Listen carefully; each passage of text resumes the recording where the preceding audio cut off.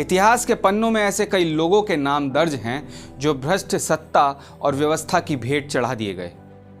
गुनाहगार ना होते हुए भी अपराधी की तरह सलाखों के पीछे धकेल दिए गए। ऐसा ही एक नाम है नंबी नारायण। नमस्कार, मैं रवि गौतम, आप देख रहे हैं नमस्कार भारत। बात साल 1994 की है, जब देश की प्रतिष्ठित संस्थाओं में से एक भारतीय अंतरिक्ष अनुसंधान संगठन में जासूसी कांड मीडिया की खूब सुर्खियों में रहा, जिसमें एक वैज्ञानिक को गिरफ्तार कर जेल में डाल दिया गया।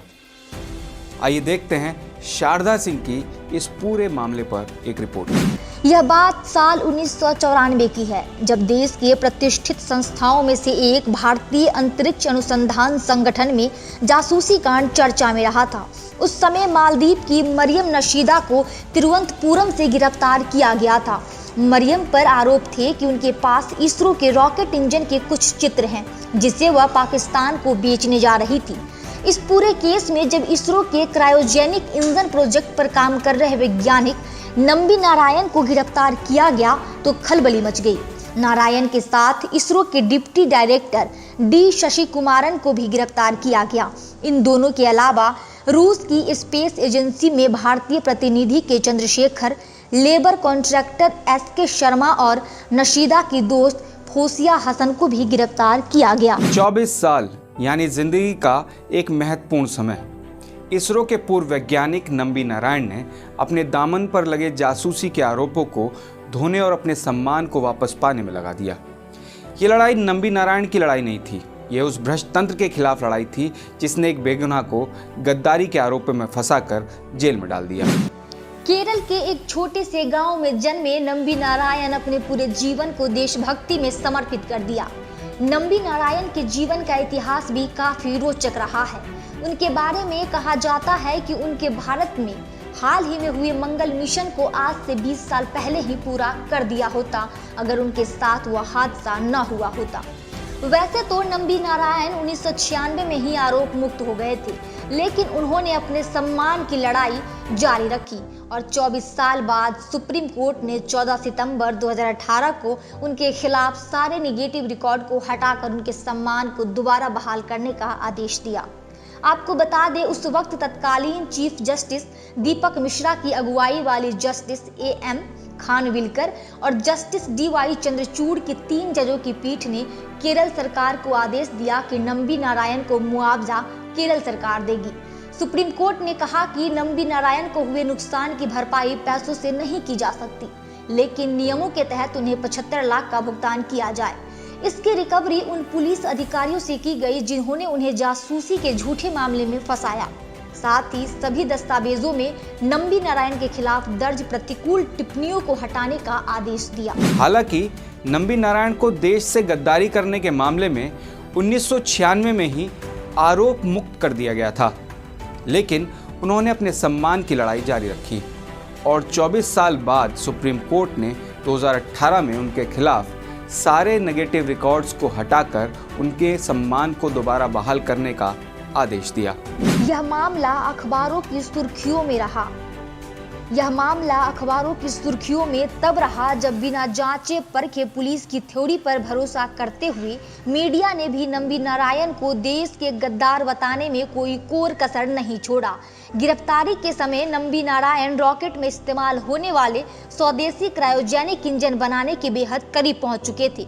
उन पर लगे आरोपों और उनकी गिरफ्तारी ने देश के रॉकेट और क्रायोजेनिक इंजन प्रोग्राम को कई दशक पीछे धकेल दिया। उस दौर में भारत क्रायोजेनिक इंजन टेक्नोलॉजी पाना चाहता था। अमेरिका ने इसे देने से साफ इनकार कर दिया था। रूस से समझौता करने की कोशिश हुई, लेकिन बातचीत अंतिम चरण पर थी। अमेरिका के दबाव में रूस मुकर गया। तब नंबी नारायण ने भारत सरकार को भरोसा दिलाया था कि वह अपनी टीम के साथ स्वदेशी क्रायोजेनिक इंजन बनाकर दिखाएंगे। वह अपने मिशन को सही दिशा में लेकर चल रहे थे, तभी अमेरिका के इशारे पर उनके खिलाफ साजिश की गई। नंबी नारायण ने अपने साथ हुई साजिश पर ready to fire how India and I survived the ISRO spy case नामक से किताब भी लिखी। 24 साल तक सम्मान की लड़ाई लड़ने वाले इसरो के पूर्व वैज्ञानिक नंबी नारायण को उनका सम्मान दिलाने में मोदी सरकार की भूमिका अहम रही है। साल 2019 में नंबी नारायण को भारत सरकार ने पद्म भूषण से नवाजकर नंबी नारायण के जख्मों पर मरहम लगाने का काम किया। त्रिशूर में पीएम मोदी ने कहा, 2 दशक से अधिक समय पहले यूनाइटेड डेमोक्रेटिक फ्रंट के कुछ नेता अपने राजनीतिक फायदों के लिए एक मेहनती और देशभक्त इसरो वैज्ञानिक नंबी नारायण को एक झूठे मामले में फंसा दिया। पीएम मोदी ने आगे कहा कि अपनी राजनीति के लिए उन्होंने एक वैज्ञानिक को परेशान किया और राष्ट्रीय हितों को नुकसान पहुंचाया। यह एक सम्मान की बात है कि हमारी सरकार को नंबी नारायण को पद्म पुरस्कार प्रदान करने का अवसर मिला।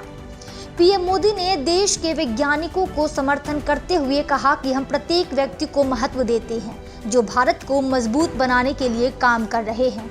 त्रिशूर में पीएम मोदी ने आगे कहा कि उनके विपक्ष के लिए विज्ञान को जासूसी के रूप में दुरुपयोग किया जा सकता है। हमारे लिए विज्ञान राष्ट्रीय गौरव का विषय है।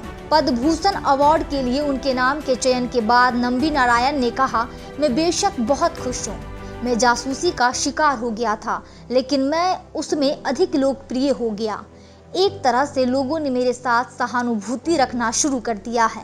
उन्होंने कहा कि यह पुरस्कार मुझे यह एहसास दिलाता है कि मेरे योगदान को प्रमुखता दी गई है। भारतीय अंतरिक्ष अनुसंधान संगठन की जासूसी मामले में पूर्व वैज्ञानिक नंबी नारायण को फंसाने की साजिश के आरोपी पूर्व पुलिस और खुफिया ब्यूरो अधिकारियों को केरल हाईकोर्ट द्वारा दी गई अग्रिम जमानत को सुप्रीम कोर्ट ने रद्द कर दिया है। भारतीय अंतरिक्ष अनुसंधान संगठन इसरो की जासूसी मामले में पूर्व वैज्ञानिक नंबी नारायण को फंसाने की साजिश के आरोपी पूर्व पुलिस और खुफिया ब्यूरो के अधिकारियों RV Sreekumar, PS Jayaprakash, Thampi S Durga Dutt और विजयन को केरल हाईकोर्ट की ओर से दी गई अग्रिम जमानत को सुप्रीम कोर्ट ने रद्द कर दिया। जस्टिस एमआर शाह और जस्टिस सीटी रवि कुमार की पीठ ने 1994 के इस मामले के आरोपियों की याचिकाओं पर नए सिरे से फैसला करने के लिए मामले को वापस केरल हाईकोर्ट के पास भेज दिया।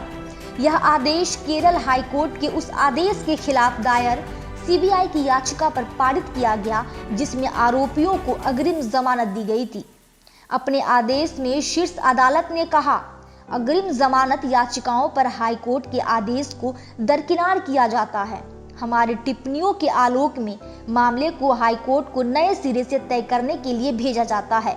हाईकोर्ट ने यह भी कहा कि इस मामले पर अधिकतम 4 सप्ताह के भीतर फैसला करना है। शीर्ष अदालत ने यह भी निर्देश दिया कि अभियुक्तों को आज से 5 सप्ताह तक गिरफ्तार नहीं किया जाएगा। हालांकि सभी को जांच में उचित सहयोग करने के लिए कहा गया।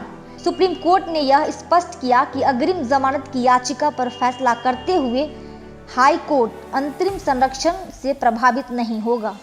आखिर वो कौन था जिसके कहने पर पूर्व इसरो वैज्ञानिक नंबी नारायण को जासूसी के झूठे मामले में फंसाया गया? वह कौन है जो नहीं चाहता था कि भारत अंतरिक्ष के तकनीकी मामलों में अमेरिका को पछाड़ दुनिया की नई ताकत बने? ये तमाम सवाल कब तक सवाल ही रहेंगे। आखिर कभी तो जवाब बनना ही पड़ेगा। आप देखते रहिए नमस्कार भारत। हम अगली वीडियो में फिर से मिलेंगे। तब तक के लिए नमस्कार।